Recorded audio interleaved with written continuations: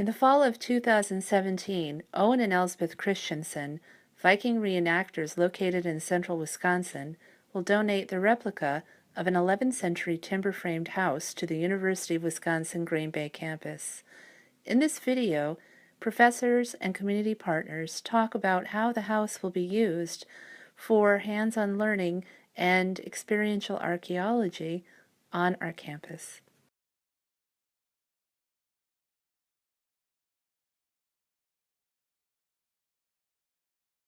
Experiential archaeology is this method of applying hands-on ways, reconstructing things from the ancient world, seeing how they actually work.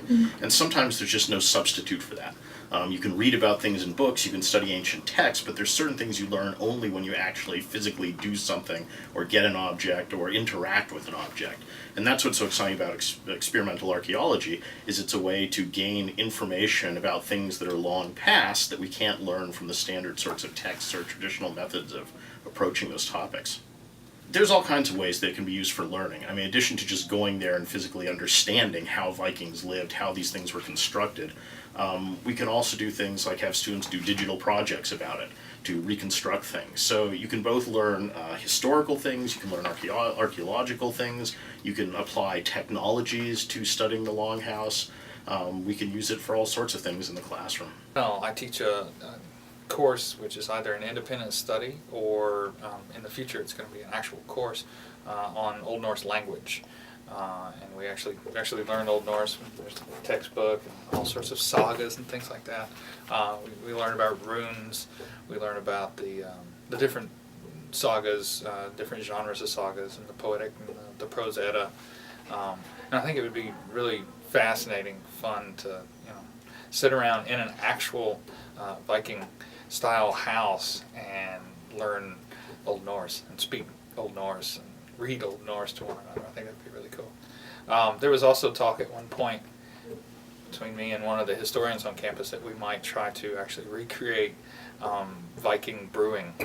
And I think that would be really nice to recreate it in a setting that was authentic rather than in, say, a really nice, brewing lab or something like that. That if we could brew in similar conditions to the way, say, the Vikings brewed either in Norway or in Iceland, perhaps the resulting beverage would be more authentic. And then, we could gather at the Longhouse again to taste the final products or something. One of the things in the future of museum studies is digital curation. And I think that a really great project for students would be to recreate elements of the Longhouse in a digital way so that people who can't come to campus and physically experience the Longhouse could at least experience parts of it via online or even in online classes. We could have virtual tours of the Longhouse where students could explore a particular object and not only have that object in hand, but digitally explore the history of that object, see how it was made, see what it was used for, and see how it's related to other things in the Longhouse or how it's related to things in their own lives. We talked a bit about hands-on learning and how it gives you a deeper experience of the thing that you're studying. And I know that Rick Furr, the blacksmith up in Door County, says that actually experiencing the history of the Viking swords makes him a better blacksmith. Being able to experience this level of history will make our students better historians. And then virtual heritage on top of that is just one more layer of experience. Eventually they'll find something that they gravitate towards, and they'll get better at that because they enjoy it. And it might, through the act of creating, give them a little bit of a window beyond the academic, beyond the intellectual. And some of those lessons are hard to forget. There are going to be bio classes that you've taken that you can't wait to forget what you learned in it. But if that were coupled with on-the-job training, making that practical, making it meaningful, like the Longhouse will do for history and art and music and some science, that's reinforcing the intellectual, and it makes it that much more tangible. So going through the motion is more than going through the motion. It helps to reinforce everything else that's part of the learning atmosphere. My name is Heidi Sherman, and I teach medieval history and archaeology. Together with my colleague, Professor Allison Gates, who teaches fiber arts, we have been studying the way that flax was processed into linen in the Middle Ages. For the past 5 years, we have been growing our own flax with students and teaching them and ourselves how to process the fiber into textiles using traditional techniques. Professor Gates has another project in which she and her students grow natural dye plants, including woad and madder and weld, and they then harvest the roots of the plants or the leaves and create dye and dye cloth in a modern textiles lab on campus. Our dream for the Viking Longhouse is to create a place where people can study archaeological textiles in an inspiring living history setting.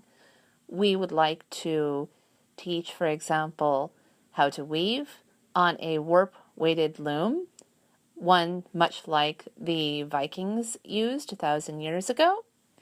We would also grow flax and dye plants near the house, and then we would also invite students and community members, whoever's interested, to help us harvest the plants, process them, and learn about how textiles were created in the ancient medieval world through hands-on processes.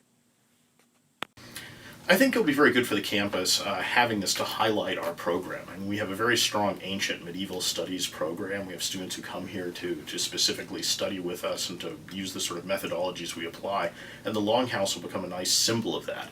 It'll show visibly to the community and the campus the kinds of things we're doing, and particularly the sort of hands-on learning that we emphasize. I mean, a lot of universities are solely people doing work in the library.